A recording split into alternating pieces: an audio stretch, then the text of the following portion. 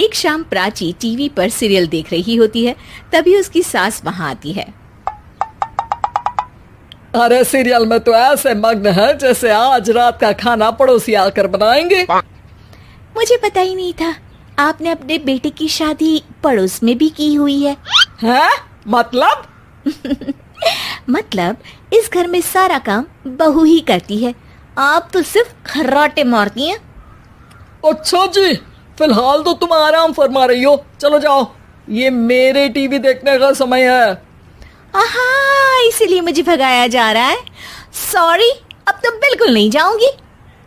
प्राची की इस बात पर दोनों सास बहू के बीच टीवी रिमोट के पीछे बच्चों जैसे छीना झपटी शुरू हो जाती है, जिसके बीच श्लोक भी काम से घर वापस आ जाता है। हाँ, आज मेरी चूहे बिल्ली की जोड़ी किस बात पर झगड़ रही है? अरे तेरे बीवी मुझे टीवी ही नहीं देखने दे रही। अरे तुम्हारी मम्मी मुझे खाना बनाने के लिए फोर्स कर रही है। अरे वाह, ऐसे बेतुके रीजन पर तो बच्चे भी झगड़ा नहीं करते। अरे मुझे कुछ मत बोल, सब इसने ही शुरू किया है। हाँ हाँ, जैसे आप तो बहुत दूध की धूली है ना। अरे बस, दोनों चुप। प्राची जाओ, खाने की तैयारी करो। और माँ तुम छोड़ो, तुम्हें क्या बोलूं, शांति से अपना सीरियल देखो, मुझे दोबारा लड़ने की आवाज सुनाई नहीं देनी चाहिए। ऐसा बोलकर श्लोक वहां से चला जाता है, जिसके पीछे पीछे प्राची भी कुछ न कुछ बड़बड़ाते हुए रसोई में चली जाती है। हाँ हाँ, सासू जी को तो कुछ बोलेंगे ही नहीं, बस मुझ पर ही हुक्म चलता है, खाना बनाओ, जैसे मैं इनके घर में खाना बनाने के लिए आई हूँ। इसी तरह शाम बीतती है और रात को श्लोक और प्राची की सास खाना खाकर सोने चले जाते हैं, लेकिन प्राची गुस्से में कुछ खाए बिना काम में ही लगी रहती है। इस घर में किसी को घंटा फिक्र नहीं पड़ता, मैं खाऊं या भूखी रहूं। प्राची कुछ देर के लिए रसोई से बाहर जाती है और जैसे ही वापस आती है तो वहां दूध का भरा ग्लास देखकर हैरान रह जाती है। फिक्र पूरी है, बस दिखाना नहीं है। प्राची दूध पीकर सोने चली जाती है और अगली सुबह एक बार फिर सास बहू का कार्टून नेटवर्क स्टार्ट हो जाता है। ये तुमने ही किया है। अरे अजीब जबरदस्ती है, मैं बोल रही हूँ मैंने कुछ नहीं किया। दोनों ने मिलकर पूरे घर को पागल खाना बनाया हुआ है। यहाँ कोई नॉर्मल इंसान तो रह ही नहीं सकता, इसीलिए अब पड़ोसी क्या रिश्तेदार भी घर आने से कतराते हैं। और सुन बेटे, तू भी चंगा, तेरी माँ भी चंगी, तेरी बीवी भी चंगी, रिश्तेदार। हाँ जी, आपको नहीं पता क्या, गंगाधर ही शक्तिमान है, रिश्तेदार ही। हाँ हाँ, बस समझ गया। कभी जानवरों जैसे लड़ेंगी तो कभी जुगलबंदी करेंगी। भाई मैं आप दोनों के बीच में नहीं फंसना चाहता।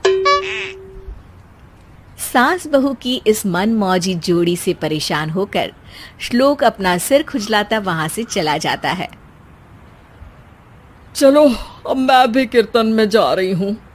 इस पर जैसे ही सास कमरे में अपना पर्स लेने जाती है तो वहां नाश्ते की प्लेट रखी देख मुस्कुराने लगती है और नाश्ता करके घर से बाहर निकलते हुए कुछ पैसे टेबल पर रख जाती है, जिसके कुछ देर बाद सिलेंडर वाला घर आता है। ओ मोरी मैया, मैं सिलेंडर के बारे में तो बिल्कुल भूल ही गई थी। घर खर्च के सारे पैसे भी मम्मी के पास है और श्लोक से बोला तो उल्टा 4 बात सुनाएंगे। प्राची ये सोच ही रही होती है कि अचानक उसका चेहरा चमक उठता है और वो घर में आकर इधर उधर देखने लगती है। तभी उसकी नजर टेबल पर रखे पैसों पर पड़ती है, जिन्हें वो सिलेंडर वाले को दे देती है। ये सब श्लोक देख लेता है। अच्छा बेटे, इतना बड़ा घोटाला, सबके सामने मैं तेरी दुश्मन और पीठ पीछे तेरी मेरी यारी। इस पर श्लोक एक प्लान बनाता है और शाम को सब एक साथ बैठे होने पर बोलने लगता है।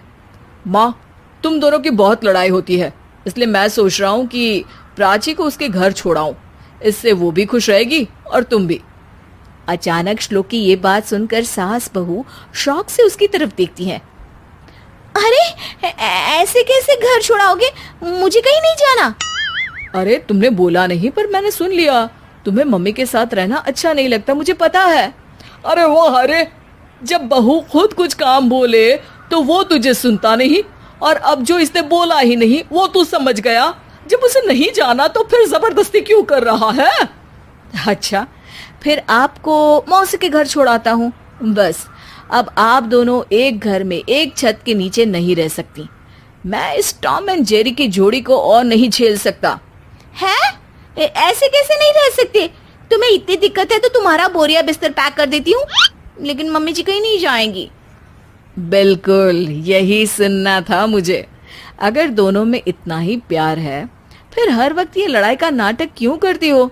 देखा मैंने कैसे माँ किचन में दूध रखती है और तुम उनके लिए कमरे में नाश्ता रखती हो, और कैसे वो पहले ही तुम्हारी दिक्कत समझकर घर में पैसे रखकर बाहर जाती है।